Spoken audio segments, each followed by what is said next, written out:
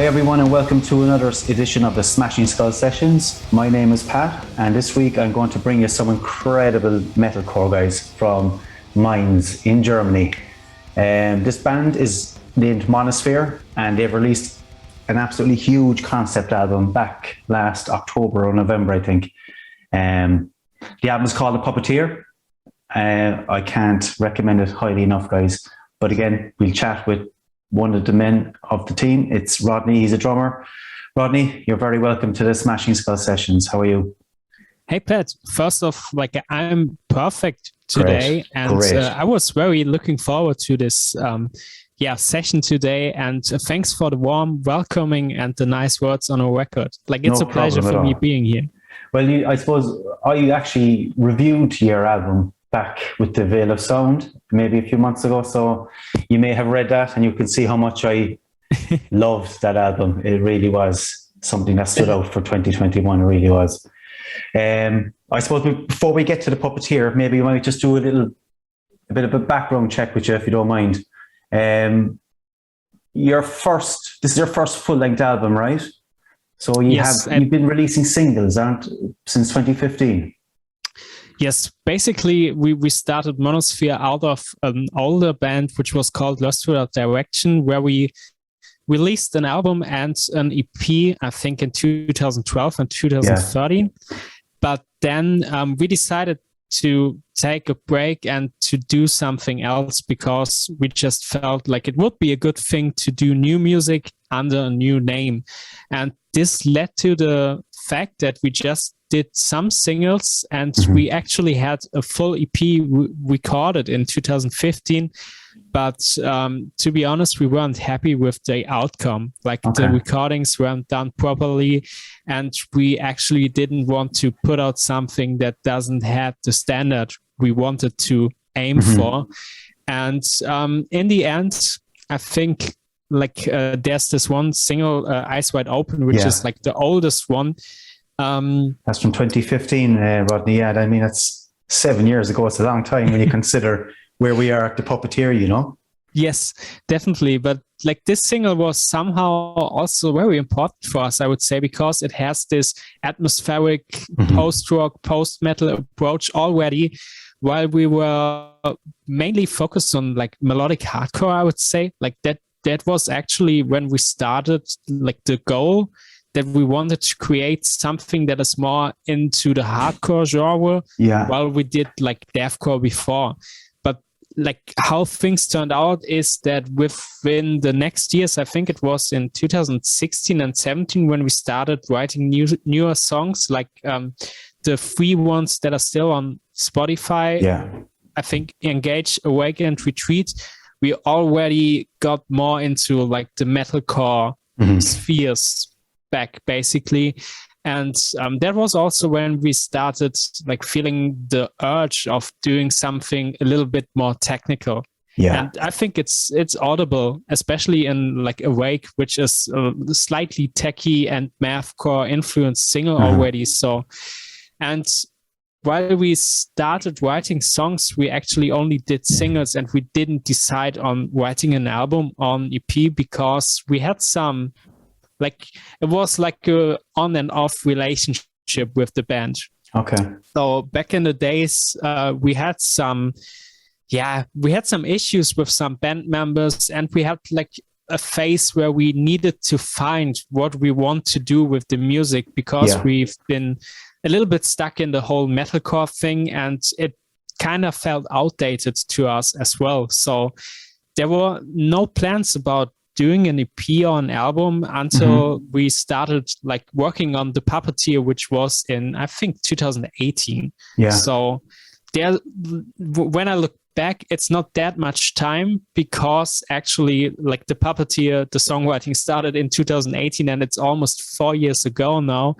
And it was a long time going from the writing to releasing the album. Yeah, it took some time, didn't it? I mean, as you said, even between 2015 and 2018, between Eyes Wide Open and a couple of tracks you released, I think you could tell even then where you were going, you know, what angle you were taking with your sound, you know. It, as you said, it was very, very technical very crisp, very clean sounding. Mm-hmm. Is that something that just came naturally, or was that what you're trying to push? Well, I would say we always had like the vision of doing music that is both like atmospheric and also energetic. Yeah. Like the initial plan when we started the band back in 2015 was like we wanted to do something as Devil Sold His Soul do. So something in between post-hardcore and post-metal.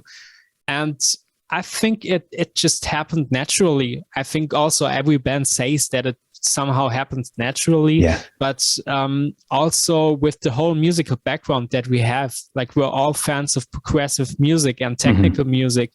I think it was just like, it was sensible that we got into like this whole prog metal thing back after trying to be more focused on atmosphere and especially on the Puppeteer. I think we have both of it and it's linked together. So at least for the time period in that we've been at this time, it's like the perfect culmination of our influences. Yeah. I mean, your technical abilities are all over the Puppeteer. Like, I mean, it this album just fucking hits you, like, doesn't it? I mean, you know, the quality in the instrumentation from yourselves, lads. I mean, you can tell you've been together since 2015. It wasn't a case of these guys are only 2 or 3 years together. But maybe this current band lineup, how long is that together? I mean, you're not obviously together since 2015. There was changes, wasn't there? Yes. Like we recently lost one of our founding members because he decided to quit, which was kind of foreseeable. So, but in the end, like it's like the good kind of split because we are all absolutely fine with each other, which is super important, especially like the whole band chemistry has to be on point because otherwise, like, why should you waste a lot of money and time with people you don't like? It doesn't make any sense for me. No. So, we had a lot of member changes, especially within like the guitar position and also the bass guitar position. And the current lineup, I think, is stable since 2020. Like it's kind of new still compared to like the whole history of the band. So a lot of the Puppeteer was already written before some of the members joined, yeah? Yes. Yeah, so I'm going to assume, Rodney, that you played a big part in writing to be honest, Puppeteer. Yeah, to be honest, like, is this yours? I'm basically the one who had this idea of let's write an album. And to be completely honest with you, when I wrote this album, I didn't knew it was for Monosphere because at this stage, we weren't really a band because we've been through some lineup changes. And when I first pitched what I've written so far, we basically lost 2 members because they weren't able to play it from the skill side.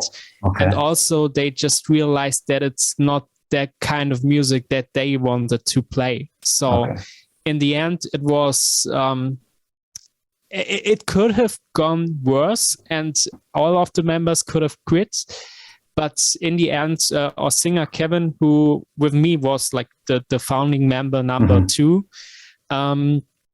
he really liked it. And our guitarist Max, who just decided to leave the band, also enjoyed it back then. So we've been 3 people and 2 people. So the 3 people were on site with the record and 2 people were off site. So it was the conclusion to continue and just do it because that was something we realized, especially with the first EP we recorded. Like we didn't do it properly and we just needed to go full in this project and actually make it happen. So have you lost a guitarist currently? Are you down a member? Sorry, could you just... Are you actually down a member at the moment? So have you lost a guitarist recently? Yes. It was basically, we knew about it for some months already. But he just told us after the release that he's not going to be within the band the next year.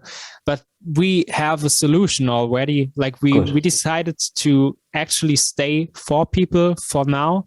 but we do have a guitarist who's going to perform with us during the live next sessions. month. Yes. Brilliant. Great stuff. Actually, speaking of live music, Rodney, the scene in Mainz, I'd be interested to see what it's like because doing my geography earlier on today, Cork, where I live and where I'm from, would be similar enough in size to Mainz. Mm-hmm. And we have a pretty thriving metal scene at the moment, you know. The last 2 or 3 years, it really grew. Then COVID came and nearly fucked everything up. But it seems to be getting back on track again. So what's the scene like where you are? It really depends where you're looking at. So speaking from a metal side, in Mainz, we have a strong black metal scene. Because we have some strong black metal bands that started, I think, more than 20 years ago and somehow established like a new wave of like avant-garde black metal. And I'm speaking of bands like Noctur Obducta and Agrypnir, if you ever heard of them. No. But it's like, especially within black metal, like it works in Mainz. Okay. And is there a turnout for the gigs for live music? Yeah, there actually is, and like I'm a booker as well. Like one of my jobs is what don't you do, Rodney? Jesus. I'm doing a lot, to be honest, but I love doing a lot because it keeps me healthy in my mind, to be honest. And I'm actually like promoting metal shows in Mainz in a venue with a capacity of 250 people in total. Oh, cool! Yeah. So I'm the one who brings bands back to Mainz because we had a very prosperous scene, I think 10 years ago, but it somehow got lost because the people who did it, they grow older and they left the city, they started families, like the typical kind of deal that also kills a lot of bands. It does, yeah. But apart from life this, gets in the way, doesn't it? Normal life. Yeah, definitely. Unfortunately, yeah. I'm a little bit afraid that it will happen to me, but I'm sure I will stick trust me, it will. I will stick to at least some projects. But the good thing is, like, we are in the Rhine-Main metropolitan area, and like there's Wiesbaden, which is literally just 5 minutes by feet across the river. Okay. And there's like a big venue that brings almost every band in the region, and also we are super close to Frankfurt, which is only 30 minutes by car.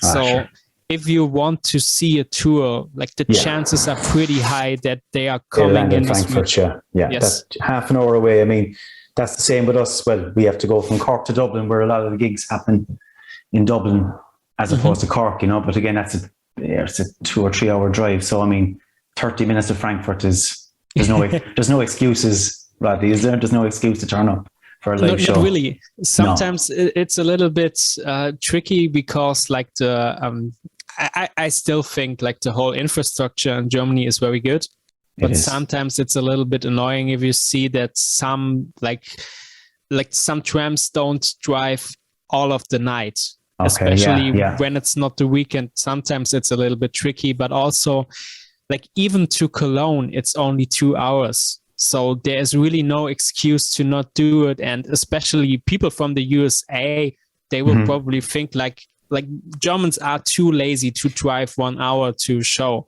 And I think they would say it's unfair.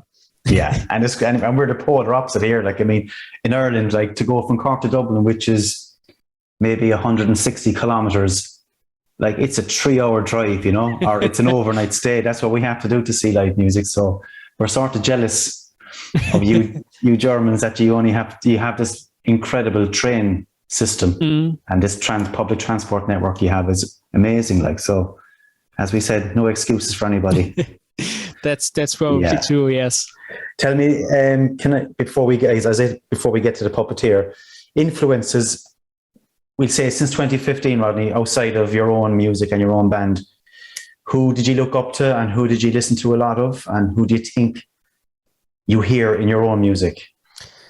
I would say back in the days and still, what I already mentioned, definitely Devil Soul to Soul, just because they have something that I always wanted to consume and use for my very own music. But apart from this, Definitely Between the Buried and Me. They've been like my favorite band for, I think, more than 12 years now. And I listened so much of their music. I actually wrote my bachelor's thesis about them and analyzed their concept albums. So it was inevitable to actually, somehow see their influence in our very own music.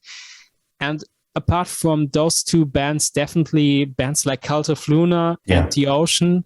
And something that I also realized in our music is like an influence from classical music and especially neoclassical music, because that's something I listened to a lot back in, I think, 2016 and 2015.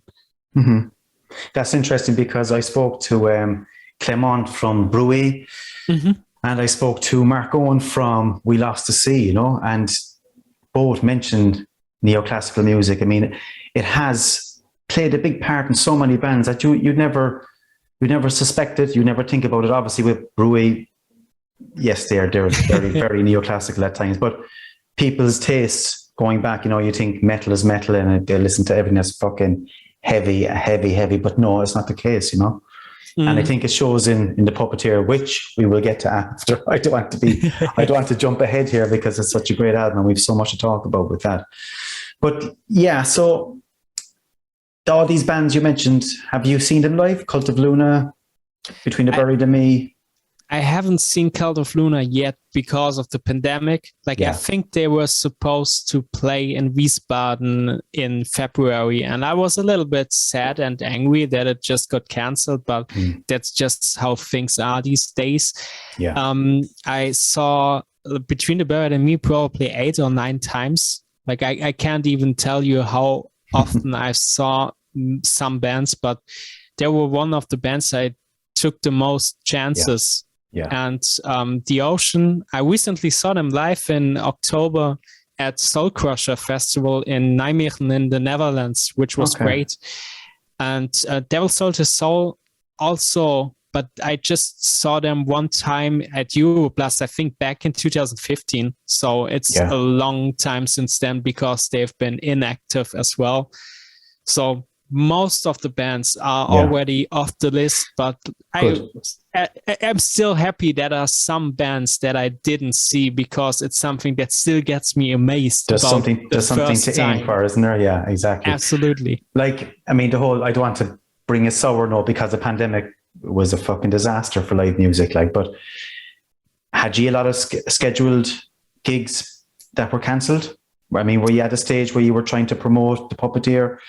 Or even, are we talking a year before that even? To be honest, we actually decided to fully focus on producing the album when we started, I think in 2021, we began recording in February. So we were sure that there will no gigs be happening. And I think even there were some happening. We decided to not do anything about it because it would be frustrating. And as I mentioned earlier, I'm a promoter and I'm freelancing. So I made no money, but I actually moved 20 shows over and over again. So I was very frustrated at this moment as well. So I also decided to not do anything in regards of booking. And the only thing that we actually had to cancel was the release party we planned for 26th of November in 2021. And we had to postpone it on the short notice because our singer got ill one day early. And we didn't know if it's COVID. And we needed to get a test to be sure, and we wouldn't have gotten it in time. So we actually decided, okay, we can't play this show because the risk is too high and we can't just make it. And in the end, he was negative. But to be honest, it was... It's a story with so many bands the last 2 years. You can't risk it, It's you'd be tempted, but you can't. Man, but look, hopefully... Exactly. What we're going to do, Rodney, before we actually tackle the Puppeteer, we're going to play a track from it, if you don't mind. We're going to play the Marionette. Now, I could have picked any track. I love the album from start to finish. But here's the Marionette for all those who haven't heard the Puppeteer yet, guys. See what you think.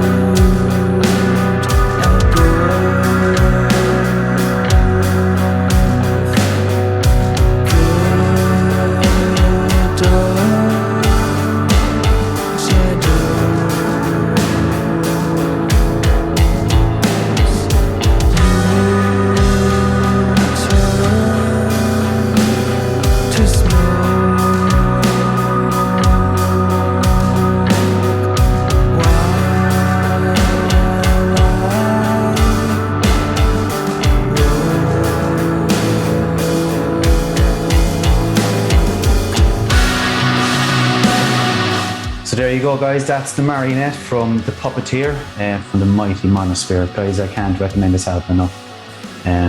So yeah, just go to fucking Bandcamp, lads, and get listening.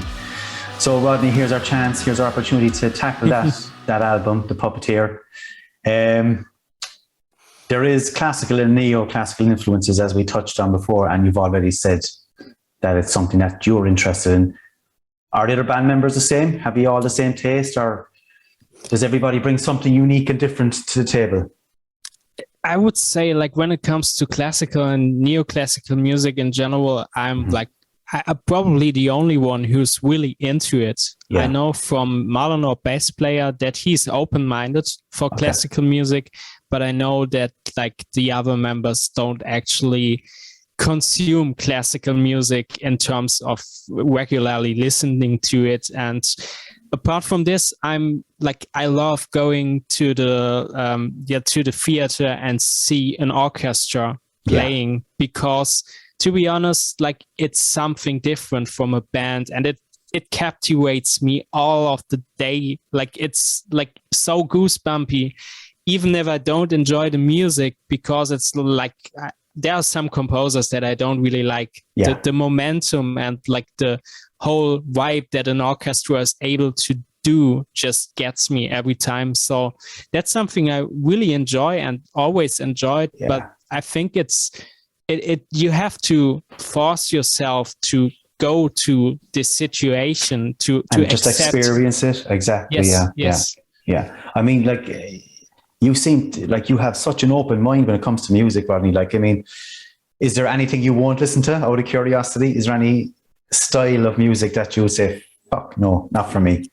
Well, speaking of music that I really don't want to listen to, I despise any music that is like having a background. Like, we have a lot of Nazi shit in Germany and like a lot of right-wing stuff, which is just horrible. But it doesn't have to do with music per se. No. So, but that's something that I always mention. I would say I'm not a big fan of German Schlager, which is like one of the most popular music in Germany. But like, I don't like it when it's always just about drinking and having sex and you know what I mean, like the typical pop music. And something like, I'm not the biggest fan of hip hop, especially German rap music is totally not my cup of tea. But I'm still open-minded for it, and I still find things about it that are good. Like, even if there's music I don't like, it doesn't mean that all of this music is not for me. But maybe just one artist might be able to get me rethink what I just experienced. So, and I think it's important to have this open-mindedness, because it is like, I mean, you have to test the waters, don't you? And sort of think outside the box. And obviously you say to yourself, fuck, a rap, not for me. Like, but you find yourself driving someday and a track comes on and you go, fuck it, there's something in this, you know? So yeah, you do need an open mind for sure. Yeah. But again, like with that idea, like your music, like it's so experimental. As you know, that was my first take on it. And like these huge, big, rich soundscapes like that just wash over the tracks, you know? Mm-hmm. Like that writing process, how do you do it, lads? I mean, how does it come together? I mean, is it, I mentioned before to Clement as well, like, do you do a jamming session? Do you sit together and just trash stuff out? Or is it more methodical? Is there more time taken to analyze your music? Well, in the very end, like, it feels like I can't really remember how the whole album came together, because it's been 4 years already, like at least 3.5, but it feels like forever. But I still remember like writing some parts of it. And apart from those parts, it actually felt like a rush. Like I was starting the songwriting all with this guitar, to be like this one. Actually, you can see it right now, but you can hear it. I can see it, but like... I can't touch. Yes. And basically, it all started with writing on this guitar and like just putting everything together and then just seeing where it takes me. Mm-hmm. And in the very end, it was very fast. Like the process was super easy. And I had this vision of creating like this album with like 2 parts. And also like, even if the story plot that is now like experienceable through the lyrics and the music videos was not from my mind, I had my own vision of how this music translates into a story. And I really like it when music is like dramatic and also has this strong musical narrative. So I wanted to actually make sure it tells a story without having a moment of boredom, because I experience myself listening to music and sometimes there's like a gap which just feels like a little bit boring. Yeah, there can always be a dip in an album, can't there? There's a moment where you just lose concentration for a moment. Yes, and I just not the case with the Puppeteer, yeah. And that's what was actually my goal. So I'm pretty happy it turned out. And I think it's also like, as I wrote it in some kind of rush, it also feels a little bit rushed now for myself, because I think, oh my God, there's so much going on. Like there's this part and then there's that part, and like it doesn't stop. There's like one pause, like that was planned as a pause, and it basically is the middle of the album where No Strings Attached like is playing, and then I Am to Blame starts. So that was just like this small moment of silence that I just wanted, and even there's a little synthesizer in the background, so it feels full. And I do a lot of orchestration when I write music, because I love orchestra, as I just mentioned it. And we actually used a lot of synthesizers instead of like orchestra instruments. And I think this leads to these big soundscapes. And also our producer, like Phil, who mixed the album, also has a background within soundscape and sound design. So he actually made it sound that huge in the very end. Yeah, it does fill the void, doesn't it? There's not a moment where you're not encapsulated in the sound, you know. It's constant, like it's beautiful. Like as you said, synthesizers constantly waving over the music. It's an amazing album, really is, Rodney. Like, and another part of this album and is the visual aesthetics. You know, the artwork. It's fantastic, like, isn't it? It really complements the music. Very futuristic, very out there. Again, was that all in your head already? Had you this picture in your head? Not really, to be honest. No? We actually we had no idea of how we are going to like create a corporate identity when we had the album like at least recorded, and it needed like a date where we actually stuck our minds together and see what's possible. And I still remember, I think it's not that long ago, I think it was in May or something, 2021, when our singer Kevin, who did all of the videos and also the artwork and all of the design thing, is like I didn't know out that of his actually, but feather. you know, wow. Yeah, we basically did everything ourselves except for the mixing and mastering. So everything else is totally DIY. That's incredible. And I also think it's incredible what It is, Kevin did with the videos, because it's just like, I remember him, like his summer was rendering videos out of Blender, which is the program he used, like creating this music videos. And we just found this puppet thing with these tables and the spikes, and we were like, just let's do this. This works perfectly as like a figure that is not recognizable and doesn't stick to any gender or anything. It was just like a puppet, which actually works pretty well when you're calling the album The Puppeteer. So in the these very things just happen sometimes, don't they? Yeah, definitely. It just falls on your lap. Yeah, absolutely. And yeah, it came together. And Kevin already had like this idea of doing like 3 videos, and we decided on the right order, which was also how we actually choose the singles for the album.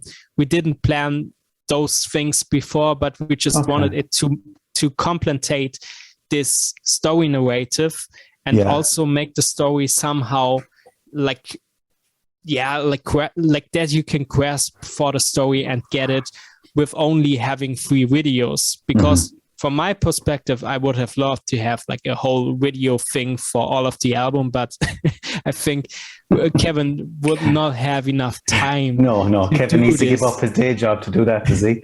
Definitely. Exactly, so, yeah. And even then, it would be a little bit complicated with all the rendering going on. Yeah.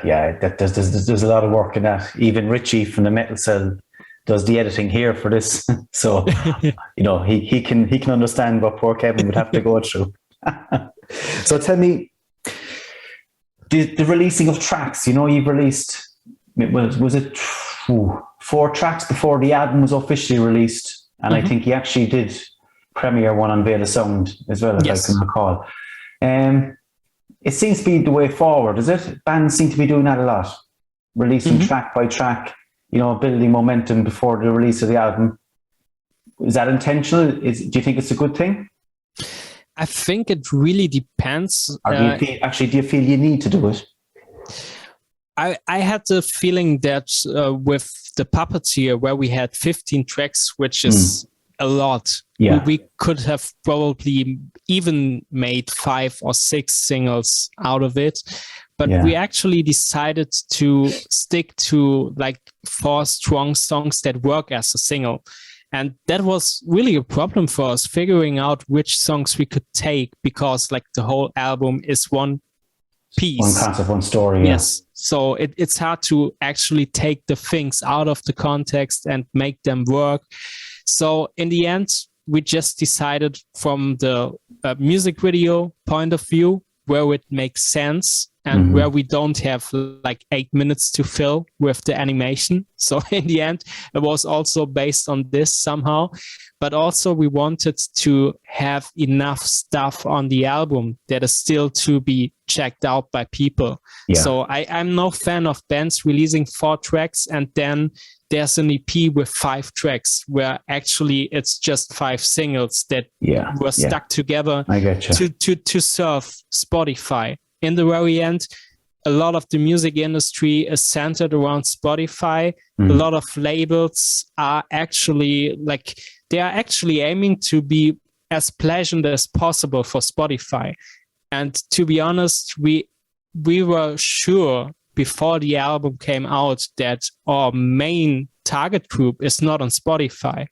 They are on Spotify for listening to music, but the people that really might enjoy our music and like appreciate the concept album and listen to it from start to finish are also the people that buy vinyl records. Yeah. Those are people that still pay €10 or $10 for a download on Bandcamp. Yeah. And speaking of Bandcamp, if I just compare what we've earned so far on Spotify.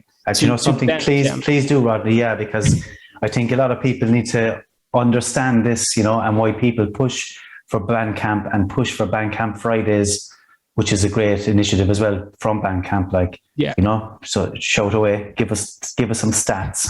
Definitely. And so the last, I think the last Spotify revenue share we got, which was also the first we ever got, but because you have to actually earn $10 before you're able to transfer some money in most of the cases, because it wouldn't make sense beforehand. So far, and like there's one, I think 3 months are missing, but so far we earned €23 through Spotify, while we paid at least €20 annually to be on Spotify, which is the fun fact about it. And speaking of Bandcamp, where we had some sales, but it's not like we sold a lot of stuff already, but already on Bandcamp, we are like in a state where we already crossed like €1,000 only in 2 months. So the comparison is very, very critical. You see that's horrible, Rodney, isn't it? Definitely. Spotify's figures, like, I mean, what they're doing to the music. Whatever about the big guns, who gives a shit, like, but the underground guys, you know, the fellas who are trying to basically sell their music for the love of music and nothing else. Yeah. It's just so wrong, like, you know. It's definitely, it's very hard. And like you have to motivate yourself, especially when looking at numbers on Spotify and see they decrease sometimes. Sometimes they go up, sometimes they go down. But in the very end, like we have like a continuous support on Bandcamp. Like I think each week is something being sold, a vinyl record or a CD, even CDs. I never thought. T-shirts. Yes, pink T-shirts. Like it's the best merch we ever made. Like it's class. It really is. Yeah, it sells way better than everything we did before. So I was very happy that we did it. But pink also, is the new black, is it? Yeah, definitely. Yeah, fair play.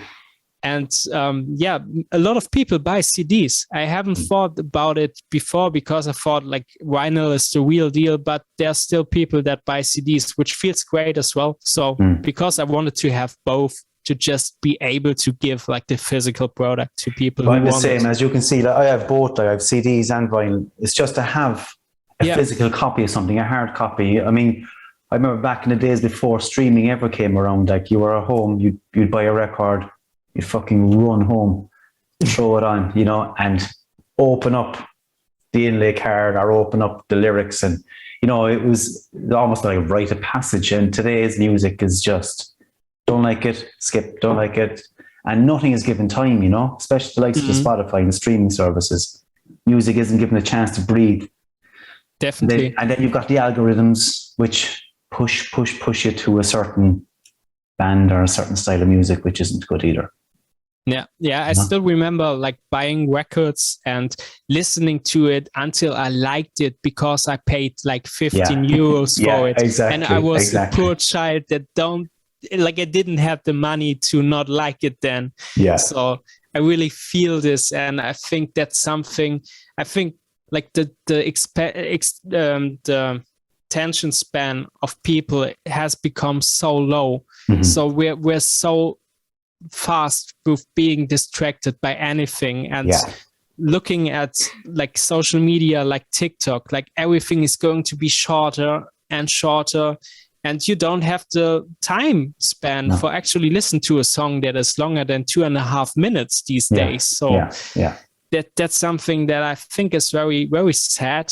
And speaking of algorithms, I'm happy when people find music about like over these algorithms. But to be honest, like I sometimes miss the guy in a record store that recommends me something because he spotted my Metallica shirt and he's like, oh, you could like this band. You would like this album, yeah. Yes. Yeah. And the artwork or whatever it is will attract you to it. It's mad, yeah, isn't it?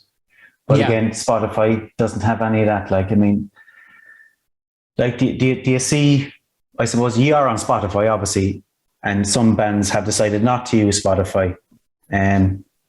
What does fuck all be made from it? Like, so do you do it in the hope that you gain some support, some fans from it, and these guys will turn up to see you live? Is that the reasoning behind it? I think nowadays it's just like logical. Like, I'm still, as much as I criticize, like as I'm a critic of Spotify, like I'm still using it because it's very easy to use. And you're very flexible with it. And in the end, it's totally worth the money I pay for it, because I also still buy records. I still buy vinyls. I just like bought 2 vinyls today because I wanted to have them. So I think as an additional service, it's absolutely fine. But like for the band, like it's secondary to you. Like, it's not your primary source of music. Like, it's not. And also for the band, it's nice if we find fans over Spotify, and it's nice if people are like able to listen to our music and to have it somewhere. But in the end, I think most of our real fans, like, and I'm not speaking of people that say, oh, I like the Marionette because the track has a nice atmosphere. I'm speaking of people that say this album is very good and I want to listen to it front to back. And like, those people appreciate our music. And Spotify is not made for albums. Even if Adele finally reached that there's like not this shuffle mode within albums anymore, but in the very end, like a vinyl record player, that's the real deal. And I don't care who listens to music on which device. In the end, it's all about attention. And I'm thankful for everyone that takes the time, because it's something that really means a lot to us. That's fair enough too. Yeah, I understand that. Like, I suppose the next question is, the book you wrote, like the Puppeteer, like, is a story. There's a narrative to it. There's so much to it. Actually, you know, I mean, this album isn't one you listen to once. And I found myself, when I got it, like, I had to come back to it 5 or 6 times and really sit from start to finish and just immerse myself in it. And it makes such a difference. So you releasing this book gives the story basically behind the Puppeteer, am I right? Or is there more to this book? Does it cover the writing process, or is it literally the story? It's basically both of it. So the book starts like, I started thinking about doing this even before we started recording the album, because I just wanted to do something more than just putting out an album, because I thought, like, thinking that the music is enough to gain attention would be a little bit selfish, because in the end, it's all about promotion. And I was thinking about what's the best way to say and communicate that we have like a decent concept album. Yeah. And I came to the conclusion, it's like talking about it as being a concept album. And with the background that I wrote my bachelor's thesis about concept albums, I thought, like, why not just do a book on it and like do like the first person view of writing an album in this specific genre with this concept in the background. So the book basically consists of me talking about like the thoughts behind it, but also like it somehow illuminates the specific ideas I wanted to like, show within a record, like the repetitive patterns, but also motivics and schematics that are reoccurring all over the record. And there's even like a small, I think 5 to 8 pages, I'm not sure about like how long it really is, but a basis part where I'm just talking about concept albums in history and about the definition of progressive metal. And what's behind it, because you just have to get this foundation for people that maybe aren't into this music, but might enjoy the album or something else. Exactly, they might get something from it. And basically the whole book just shows like how the album can be seen as a concept album, and which details hint on which like hidden message, something like this, while there's also an explanation of what the videos show and also what Kevin's thoughts were with the whole concept. Like the story plot is also in there as well as the lyrics. So yeah, brilliant. I think it's just like a good thing to have if you want to dive in deeper. And that was basically the idea. Yeah, it's something I probably will pick up because I'm waiting patiently for the vinyl to arrive. So it's probably a nice addition to it, to have this book as well, because as I said, it's a story and it's a narrative. And I think people need to give this album time, because I mean, it'll pay back fucking 10 times over, I know you're sick of hearing me promoting and picking you up, but there's a reason for it. It's because it is such an amazing album. So I noticed on your, I don't know, was it your Instagram page or your Facebook page that you're already writing for album number 2? Yes. And like as much as you think I'm bored of like hearing you praise the album, like it just feels good. It's good to be hear. honest. Good. Yeah, definitely. Like we had so much struggles with being confident and also like releasing this album, because you're always struggling. Like I was the one who was super unsure in the week before we released it, because I felt like, what if no one's going to like this album? What if it's just like my mind that says this is a good idea to do? So in the very end, I'm very happy about the outcome, and like the reception so far has been overwhelming, to be honest. That's great to hear. That's great to hear. And justified. Yeah. Yeah, definitely. Thank you.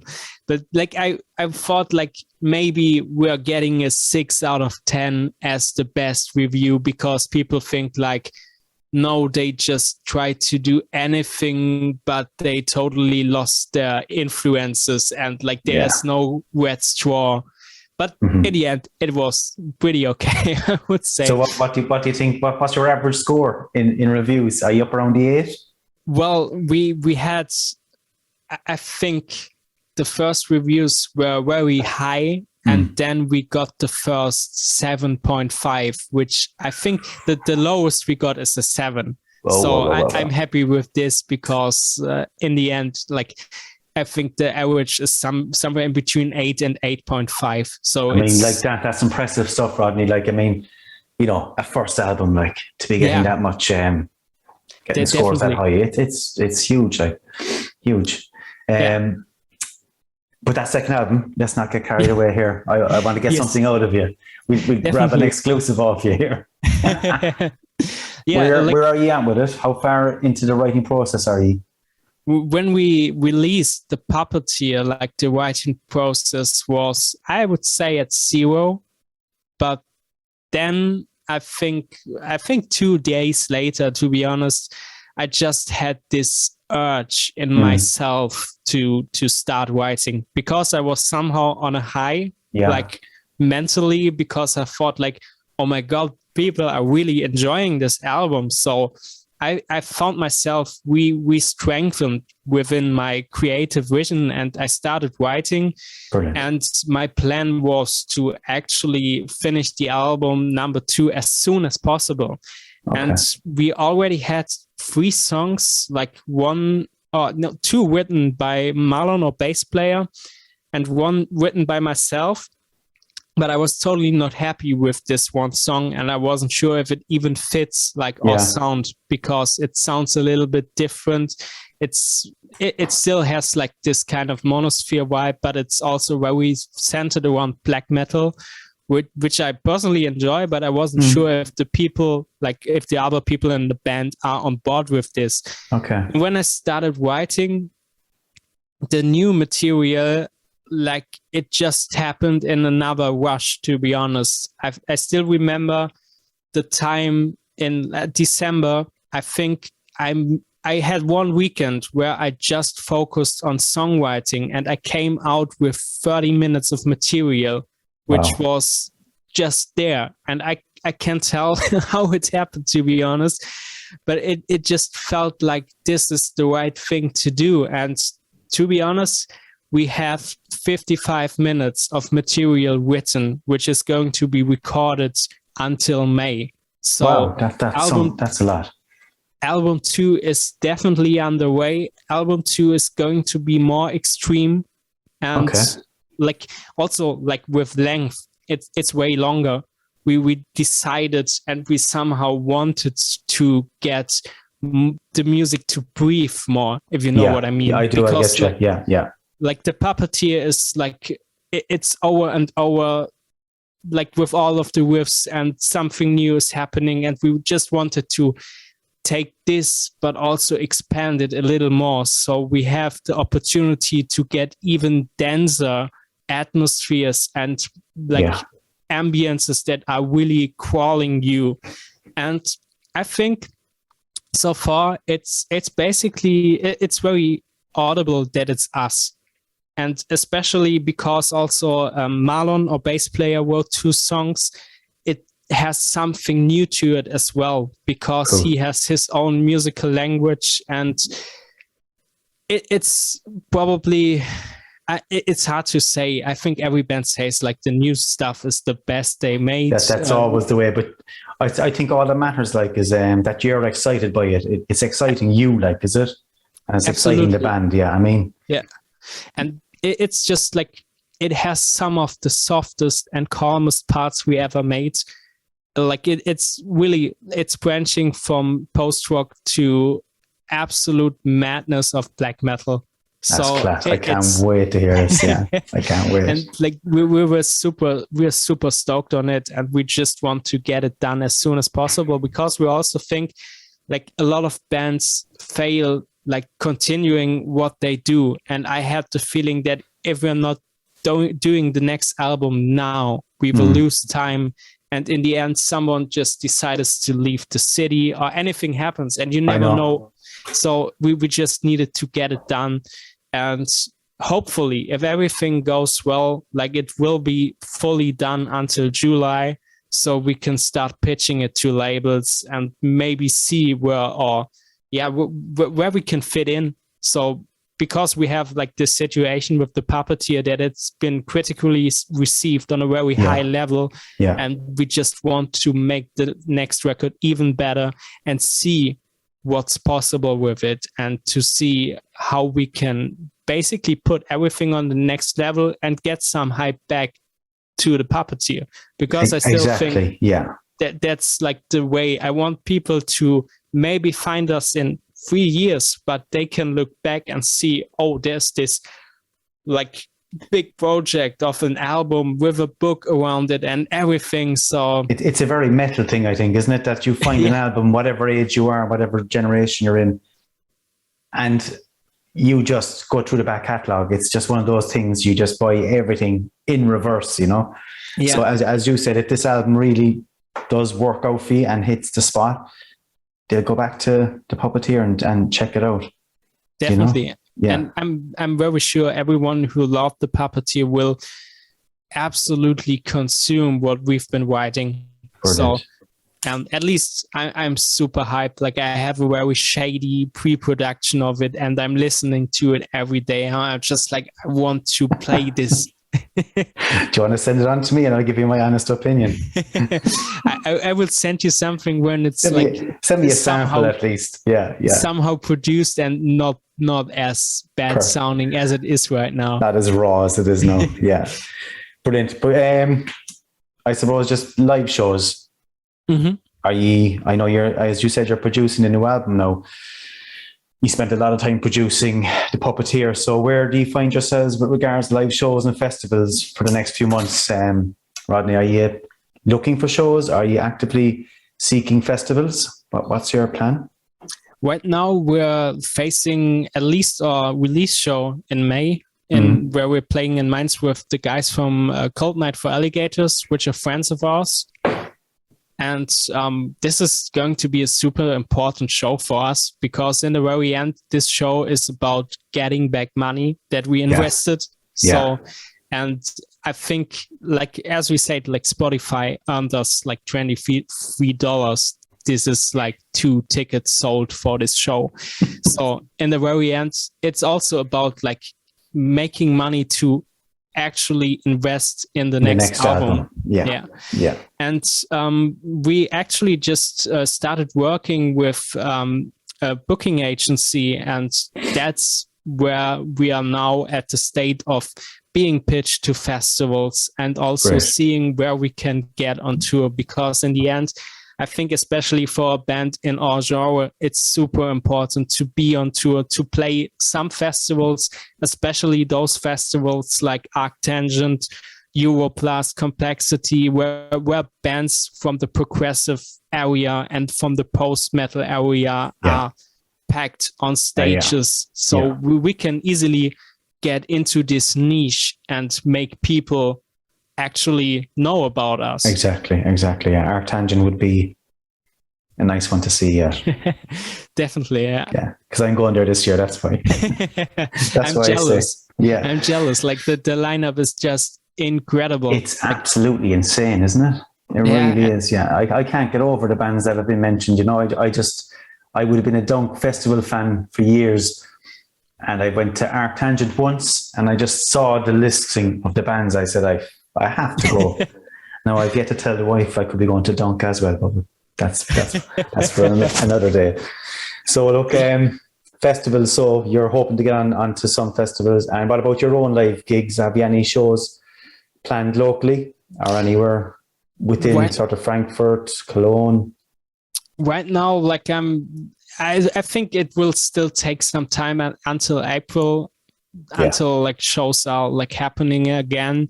And apart from this, like there's a lot of stuff that has been rescheduled for 2023 already, which is a little bit sad because I really wanted to go and see Cult of Luna and Alcest on this one tour.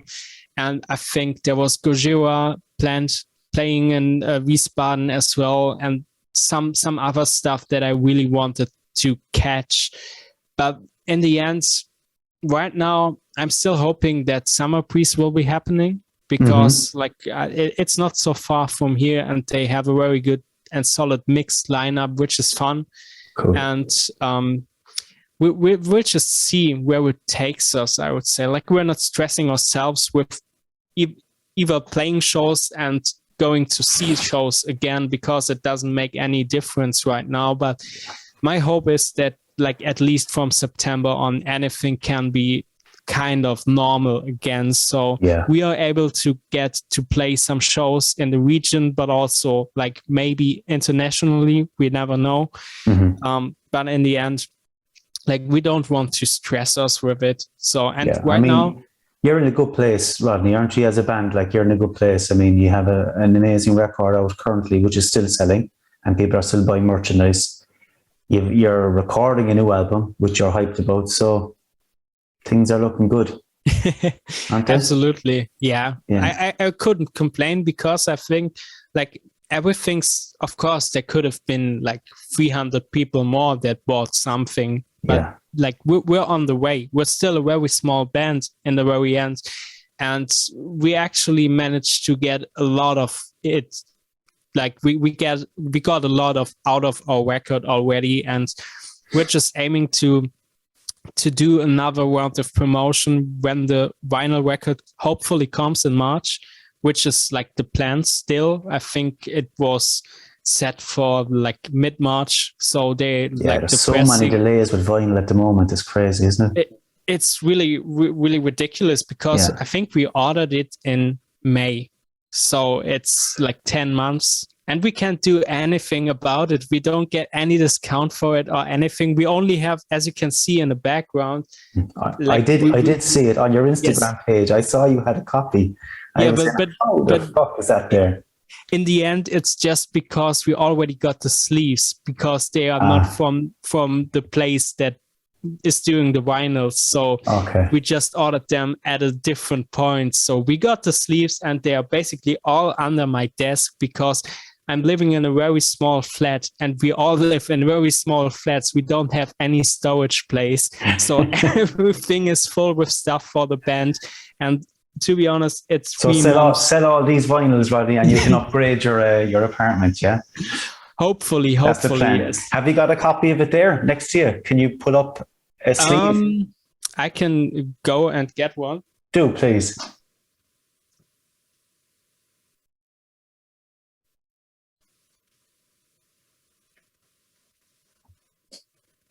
Here we go. Oh, wow. It looks fantastic. Yeah. And there's even a test pressing in it. So we have test pressings already because we ordered vinyl, of course. But yes. And how did it sound? They sound good. We actually were happy with the first test pressing, and I was a little bit afraid that we will get even more delays if we are not happy with it. But everything turned out well. So it was a very strange moment to listen to your own music on vinyl for the very first time. It must be fantastic. Yeah, it must be a great experience. It was so weird because in the beginning I thought like, oh my God, this feels so fast. And I was wondering if it's the right tempo. And I was checking if I'm having it on 45 or on 45. Yeah. But then I was just like, okay, no, it's all right. I just tracked it and I thought like, okay, it's fine. But I was so surprised because I actually didn't knew it feels faster in this situation. But brilliant. In the very end, like I'm very stoked, and I'm so stoked to see the colors we decided on, like the purple and the orange.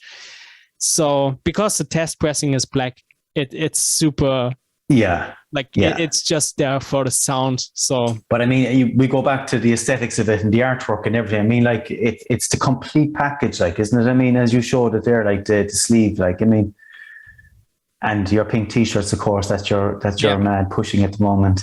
I mean, you're not afraid to think outside the box. You're not afraid to try something different and something new. I think it shows in your music and it shows in everything else you do. Like, I have a couple of questions, Rodney, that I sort of try and wrap up the conversation with, and I think I gave you a heads up on these anyway. I don't know whether you read them or not. So the first one is, if you could go into studio and record any song from any time and any genre, what would it be? It's really hard to answer this question because I think the songs that I would love to record would take so much time to actually learn them and make them like reach the next level, which would be my... Yeah, see, you're a perfectionist. That's the problem here. Yes, you see. Yes. That's definitely the problem. But like, apart from this, I think I would love to do probably a song by Korn, because they are basically the first metal band I started listening to. And like, I'm not sure, probably Here to Stay. I would love to make like a progressive metal song version of Here to Stay from Korn, because like this song was so important for myself back in the days. And like, I don't really listen to them anymore, but they had their moment, didn't they? And they had a time where they were relevant and they made an impact. Like, I mean, whatever you say about them 20 years on, and people will sort of throw their nose up at Korn at times, like, but that was the time and that was in, and it had an impact. Like, it had an impact on today's sound even. Absolutely. And that's basically, if I'm going to do something like this, and also it's a song that's easy to learn for myself. So that's basically what I would do. I would not take something out of my like normal day business. Exactly. Because I would like to do something that really shows where I'm coming from. Brilliant. Good answer. Second question: if you could walk on stage and play with any band from past or present, play maybe 4 or 5 tracks, who would it be? I would say when we're speaking of like something that fits, definitely one of the goals is to at least play one show with Between the Buried and Me. Yeah. Because like they are definitely like the most influential band when it comes to writing music for myself. But apart from this, I would probably say the Rolling Stones, because I grew up listening to them. And like, I think Mick Jagger is probably going to get 100 years old for no reason. I don't know how they manage to stay young somehow. well, do this. They don't look young, but this. Yeah. But they play like young people. Yeah, they still have it in them. But as you said, they'll probably live on forever. But they look 120 years ago. You know. Absolutely, and but I love these questions because it's mad how different people answer this. You know, you speak to people in the metal genre, like, and you think, it's going to be pretty predictable stuff, but it hasn't been. Like, we've had, such a varied answer in this one. It's I enjoy it. I enjoy hearing what people think. And the Rolling Stones, nice one. I like it. Good call, Rodney. Good call. And tell me a band to look out for in 2022. Or an album that you think we should be looking out for? I would say from a perspective where I also see all bands as like a band that is small, and probably like it would sound selfish if I say we didn't get enough attention already, but I think there's more to achieve. But something that really frustrates me to see is when very good bands put out great records and don't get the praise they deserve. And so I would say the band to look out forward this year is definitely Mountaineer, because they already released 2 brilliant records. Incredible albums. Still not that known. So and that's something I'm so frustrated about it. Like, I'm delighted you mentioned Mountaineer. They're fantastic. Yeah. I mean, Bloodletting was one of the best albums of 2020. And their new album, which I actually reviewed as well, was my first review for the Smashing Skull sessions, actually. So I got an insight to that one, which is, have you heard that album yet? Not yet. You see, you need to be in the know. But it is amazing. It's amazing, yeah. I can imagine. And I'm very, very looking forward to it, because like they got me from the first second. Like, I think like the very first records was okay, not totally my type, but with passages they just got me.